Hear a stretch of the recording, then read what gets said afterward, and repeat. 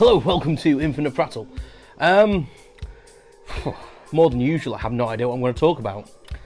It's Christmas time, it's a weird time of year. I'm full of sugar, carbohydrates. I might talk about that. Let's see. Hello and welcome to Infinite Prattle! unscripted, unedited prattle on everything. Hosted by me, Stephen.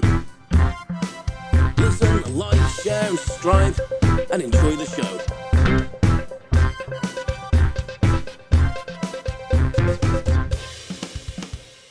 Welcome back to another episode of Infinite Prattle. I have a Towley hat on today, the character from South Park, and I'm not stoned because I don't do that sort of thing, but I do kind of feel like he looks on the hat. Tired, full, content. But yeah, it's a weird time of year, Christmas, isn't it? It's a strange time of year. You know, it's a time for giving, but it's also a time for people to chill out and kind of overindulge a little bit, but while also overindulging while thinking about poor people who haven't got a lot. It's a real juxtaposition time of year. That was really cynical of me. Anyway, welcome to the podcast. If you haven't joined me before and you haven't listened or watched, watching is a new thing to this season. Never done the YouTube video podcast before, but I'm attempting it and I think it's going well. I talk bollocks a lot. To be honest, that's literally what the premise of this thing is. It's prattling. It's me thinking of a subject and just rolling with it. So yeah, so don't expect too much from it. It's a brain out kind of time, and you'll probably hear things that you'll, feel in sync with and at zen with, and some things you might disagree with, and that's all good. We're okay to disagree with things in this world. That makes us human, and that's what makes things, move along and progress. It's okay to have your own opinion on things, honestly. Anyway, Christmas. Let's talk about that because I've mentioned it in the intro. I really didn't know what I was going to talk about today. I had a few things floating on my head, but yeah, Christmas time. Let's kind of delve into that a bit. I did a Christmas episode a few years ago. I think it was when the podcast was still called Stephen Speak, which will also confuse new listeners because I changed the name of the podcast on Series 4. It's a slick move from me, marketing-wise. Anyway, yeah. I'll just tell you what I've been doing, shall I? So I'll just tell you. So this year I booked Christmas off. I haven't really had many Christmases off since being an adult and being in the world of work. Probably since the age of 17, really. And I'm 42 now, scarily enough. I can only remember really having a couple of Christmas days off, and we had a short trip over to Ireland a few years ago where I took a few days off for Christmas when I first changed roles into the job I'm doing now, which is more office based. But I still wasn't off the entire Christmas time, the entirety of Christmas. And last year I pretty much worked all the way through Christmas. I had a big project commissioning, and it was kind of my responsibility to be there and help manage the side that I manage. So it wasn't really Christmas for me. Had one day off in 10 days, and while it was massively experienced in my work life, it was a little bit depressing to not. Weirdly, it was worse from going from office work to then working over Christmas than it was when I was on shifts and on call going to work over Christmas, because it's I think it's in the back of your head, it's kind of expected. And I always knew that some Christmases there would be work commissioning and stuff like that, and I have to be on call, but it's always a bit of a jolt. And when I was on call in my previous role with incident response, that happened quite a lot, and it was just expected. And we had 1 year I was called out constantly, and Sarah bought a Christmas Monopoly set, which actually still not played, and we kept getting it out over Christmas. And every time we got it out to set up, I was called out on a job. So I think it's got a stigma attached to it now. So it's one of them times for me that is kind of, when you're a kid, it's very, very happy and exciting, and you're gonna get presents and what Santa brought you. And then you become old and you realise that Santa isn't real. and it's your parents buying it, it does lose something. It kind of loses something in that fantasy realm of magic, but it also then turns into kind of like you realise how much your parents do for you, and that's that's nice, but it also puts a lot of pressure on you as a child, I think, sometimes. If you're a morally, like, straight child, I would say, and you kind of think what your parents are going through to afford these things. I mean, I was blessed as a child. Like, I didn't come from a poor background or a single parent house. Both my parents had jobs for the majority of my early teen life. My mum kind of stayed at home till I was about eight or nine, really, and then she went back to work. She did childminding and stuff like that, and she had many jobs. So we were a 2-person income, and whereas we didn't have loads of disposable income, my mum always made the money stretch. My dad did long shifts. He worked on the railway, same as I do now. He got me onto the railway. I've probably mentioned that before.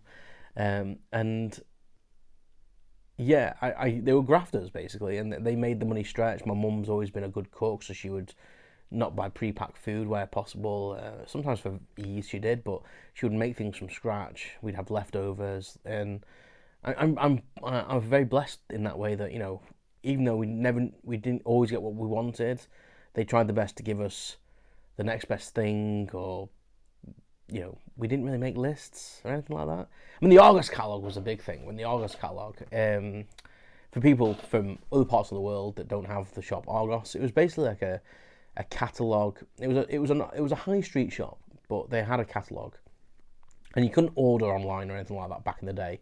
I am of an age where I remember having to go to every single shop separately to get what you wanted. No Amazon, no online shops.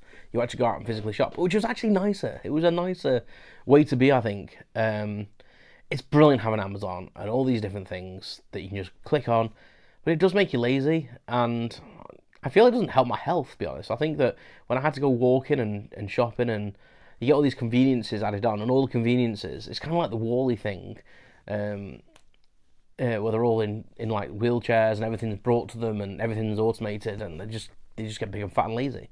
I feel like that's happening to me, and it is super convenient, and you can get really good deals, but it's killing the high street, and Crewe, the town I live in, is dying on its arse, basically, to coin a phrase, in the shopping world. And it used to be a thriving little town, and markets and everything, and it's really a shame. But I mean, I've added to that by not shopping there, because it's just so more convenient to just pop on your phone or your computer and just purchase something.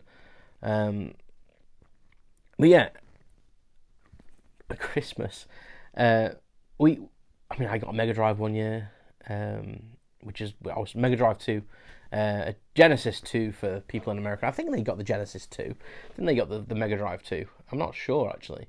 But it was the Genesis, but Sega released like a slimmed down version of it, as these companies do.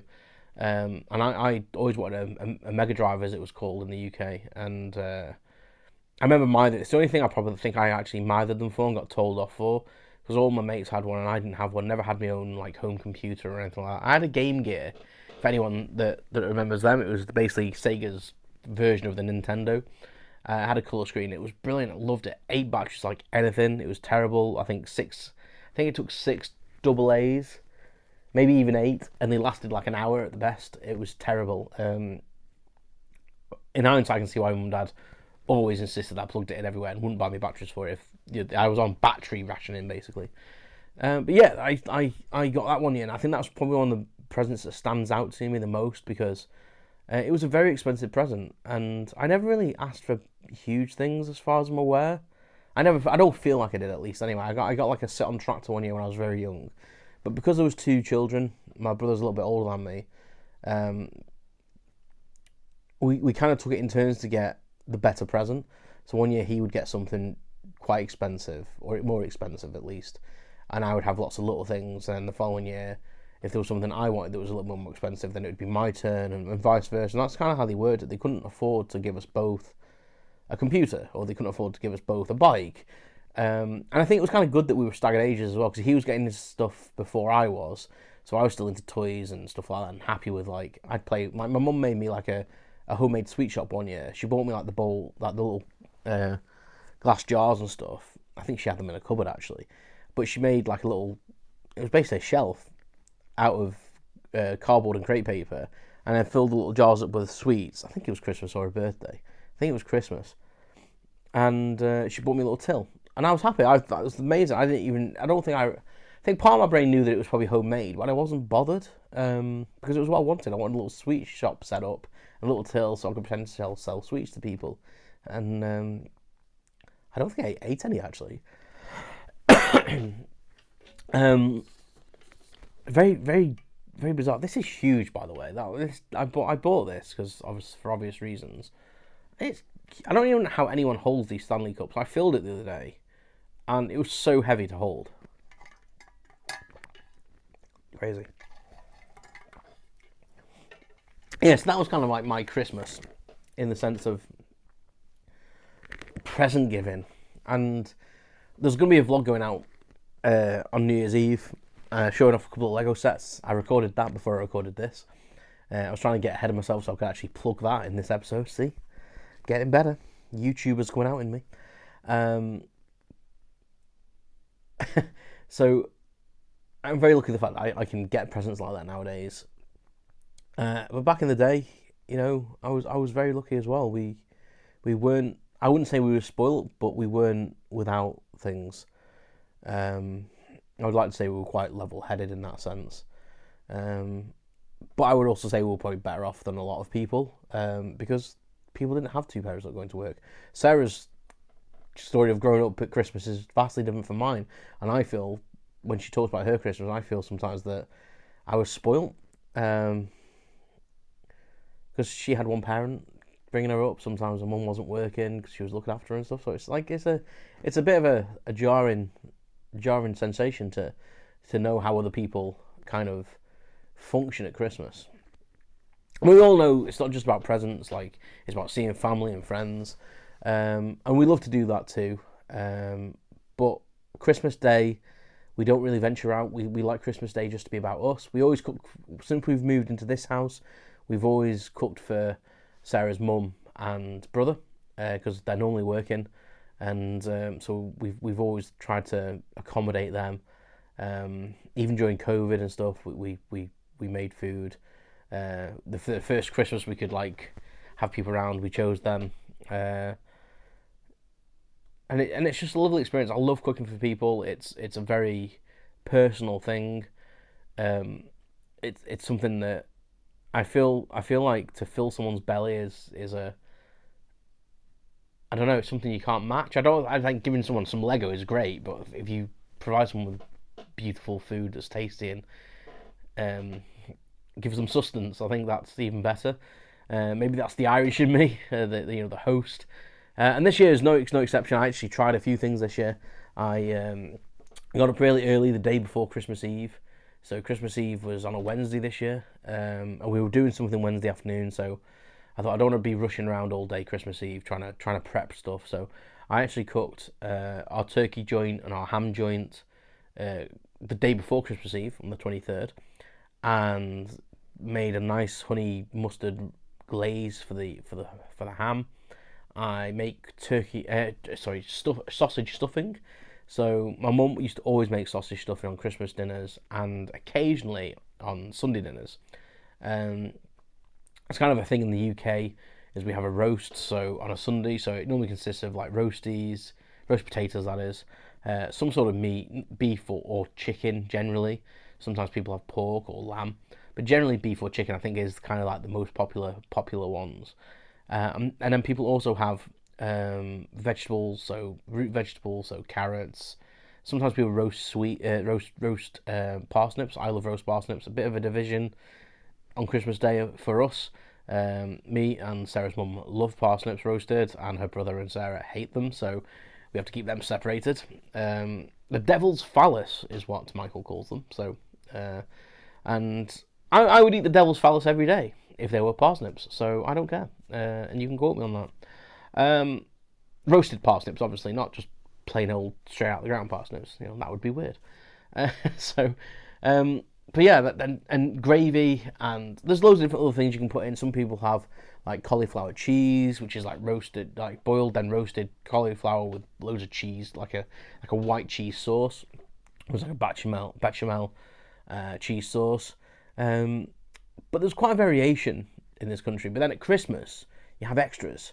So people will have stuffing, and they'll have maybe sausage stuffing, which is what I do. We don't have sausage stuffing all the time. I would be very fat if I had that. I could eat that every single day. It's one of my favourite foods. Favoritist? Is that a word? Don't think it is.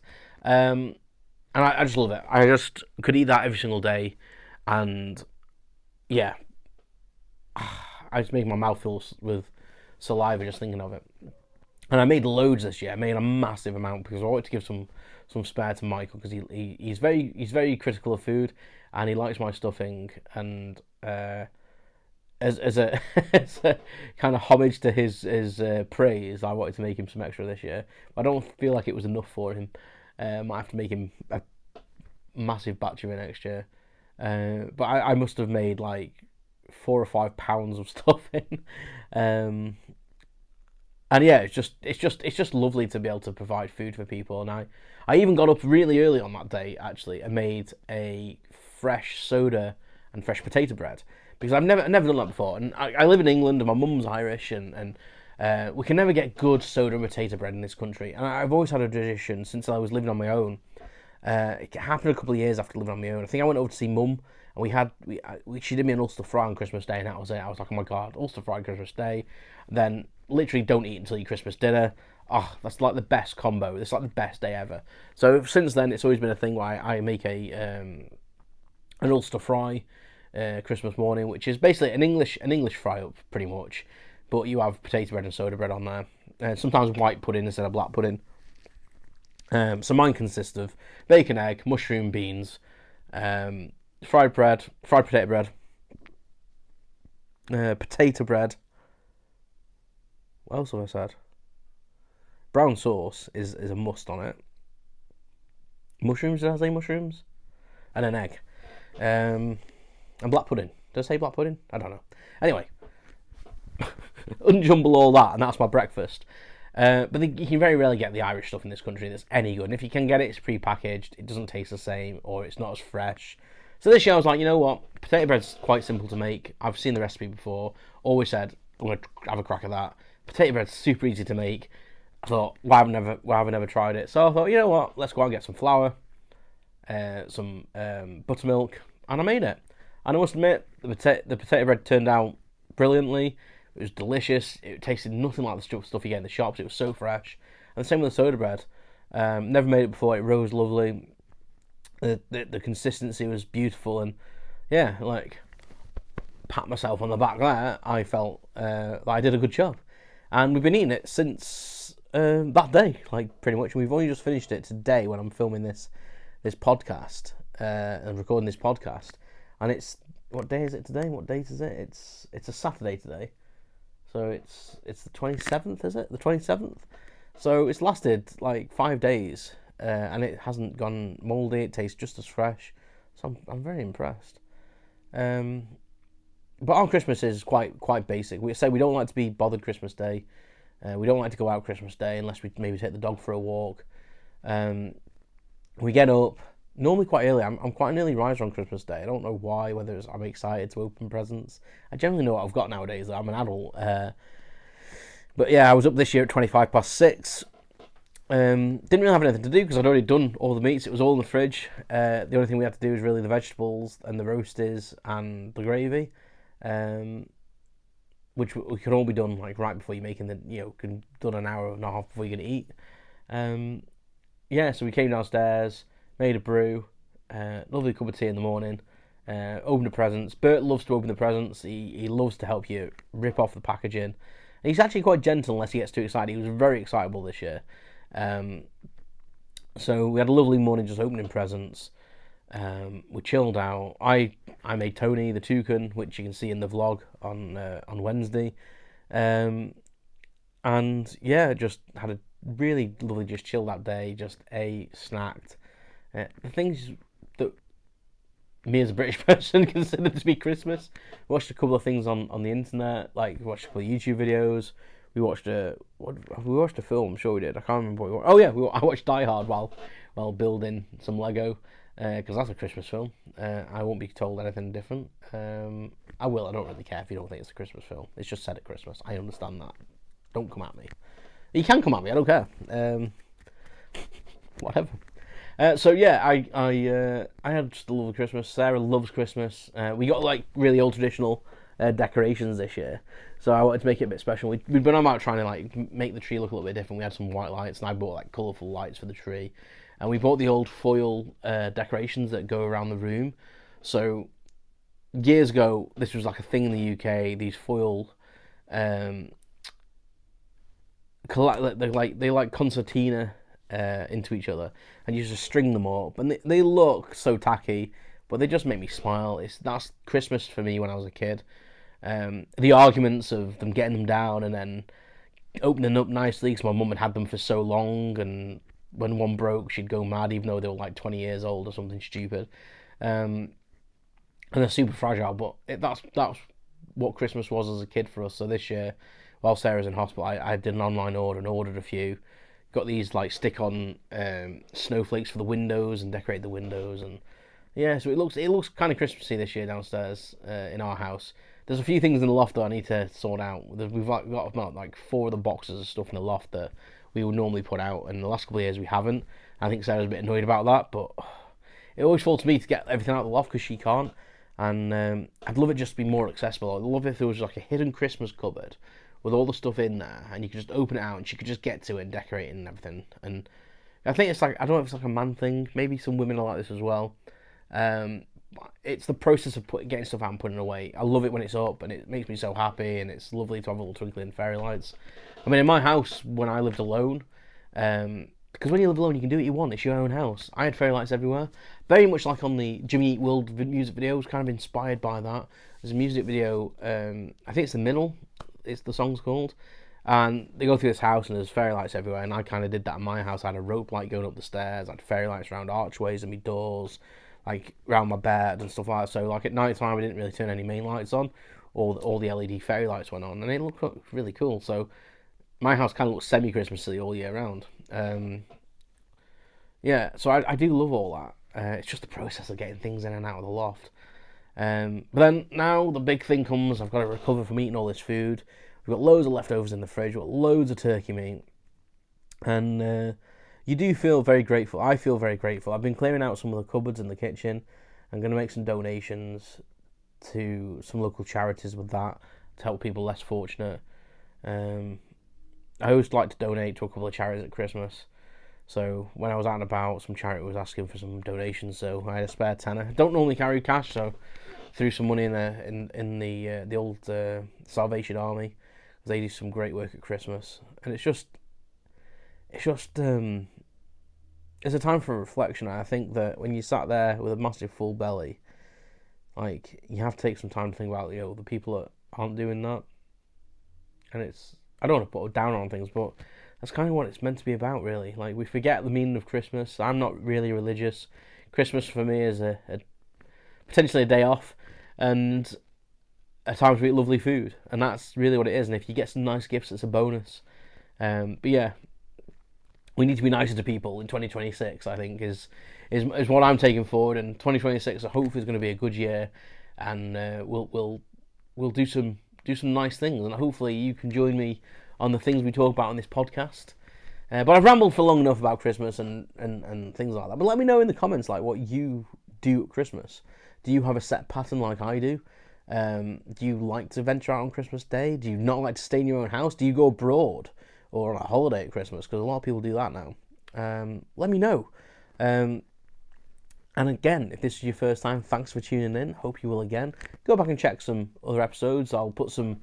You can go back on the podcast app that you're on, or I'll put some links on the YouTube videos up here somewhere, and you can go and check some other videos out. But thank you very much for listening and watching, if you have been. And yeah, just remember to keep prattling, and I'll see you next time. Thanks for listening to Infinite Prattle with your host Stephen. Follow me on social networks at Infinite Prattle, and don't forget to subscribe. Thanks very much.